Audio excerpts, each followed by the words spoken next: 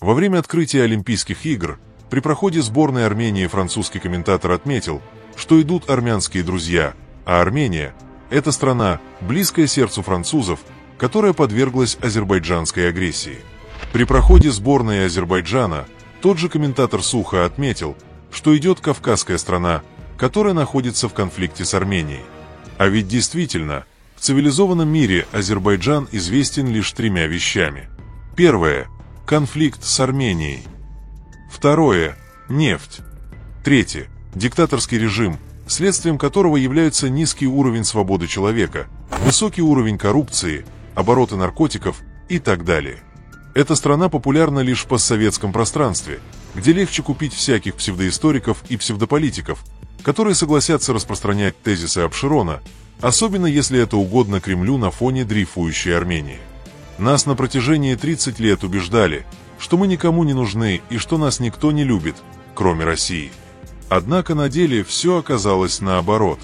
Армяне, живущие, например, в Европе, прекрасно чувствуют на себе искреннюю любовь и уважение к Армении и ее народу.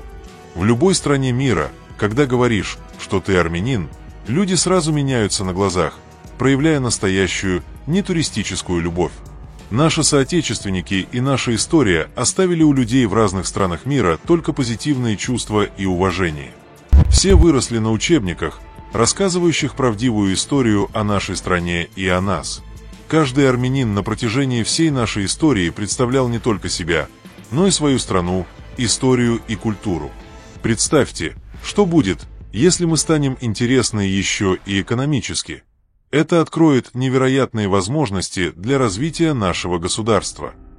Азербайджан мог бы быть известен куда более позитивными и ценными вещами, от музыки и кухни до поэзии и многих других видов нематериальных ценностей, но КГБшные режимы Алиевых превратили Азербайджан в отвратительное и коррумпированное болото. Я надеюсь на то, что будет другой Азербайджан, тот, с которым можно будет говорить по-человечески. Но до этого нужно дойти. Само собой, этого не произойдет.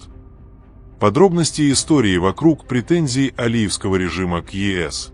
Суть недовольства Баку в том, что европейцы, по сути, прибегли к услугам надежного партнера лишь на краткосрочную перспективу. Как выражается алиевский посланник в Брюсселе, мы не хотим быть пожарными, нам нужны долгосрочные отношения. В Баку не понимают, зачем Брюссель сам просил увеличить объем поставок газа на европейский рынок и сам же сейчас не хочет вкладывать деньги в добычу новых объемов в Каспийском море. Загвоздка в том, что Европе хватит объемов туркменского газа, идущего через Каспий на запад, однако имеющихся у Абшерона мощностей недостаточно для увеличения добычи своего газа и экспорта всего нужного объема. Между тем, контракт, подписанный в 2022 году, предусматривает увеличение к 2027 году объема поставок в Европу до 18 миллиардов кубов в год. В 2023 Баку экспортировал 11,8 миллиардов. Но если нет инвестиций, то и нет новой добычи и не будет роста экспорта. В статье The Financial Times напоминают о планах ЕС снизить потребление ископаемого топлива и свести к нулю выбросы парниковых газов к 2050 году. Вишенка на торте. Европейские официальные лица заявили, что заключение газовых соглашений – это прерогатива частных компаний, а не национальных правительств.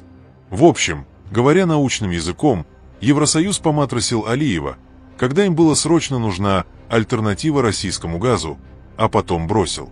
Вспомнилось в связи этим, дойная корова думала, что на ней держится весь дом, пока однажды у нее не закончилось молоко.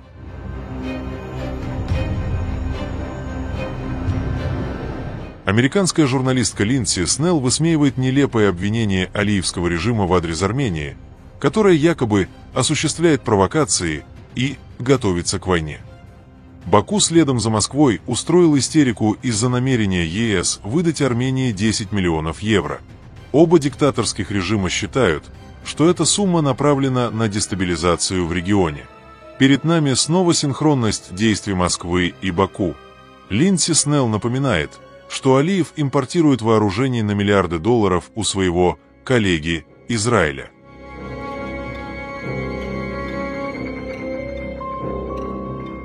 Я могу ответить на все провокации Алиева таким образом. Алиев не угомонится, пока не потерпит военное поражение, пусть даже небольшое.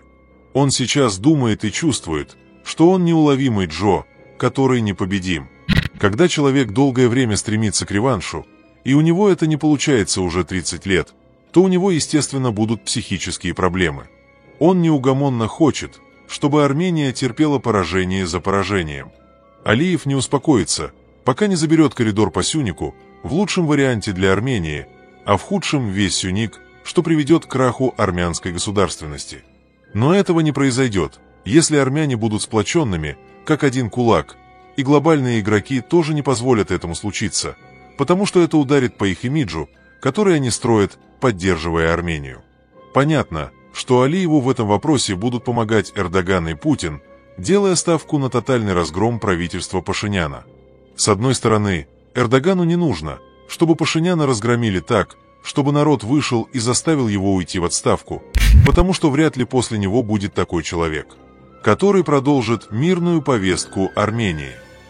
Почти все кандидаты после Пашиняна – ярые реваншисты, и половина из них – бывшие военные, участвовавшие в 2 карабахских войнах. И как вы думаете, выгоден ли Эрдогану такой сценарий? Конечно, нет. Другой вопрос по поводу Путина, которому практически любые варианты свержения Пашиняна выгодны. Как ни крути, вторая сильная политическая сила в Армении после гражданского договора – это партия Дашнакцутюн во главе с Робертом Кочаряном. Если кто-то хочет переубедить меня в том, что если будут выборы без Пашиняна, то народ выберет другого кандидата, то я успею вас разочаровать. Тут 2 варианта. Либо Пашинян остается на долгое время, например, на 10 лет, либо его военным путем заставляют уйти в отставку и приходит Роберт Кочарян или его доверенное лицо. Это просто аксиома.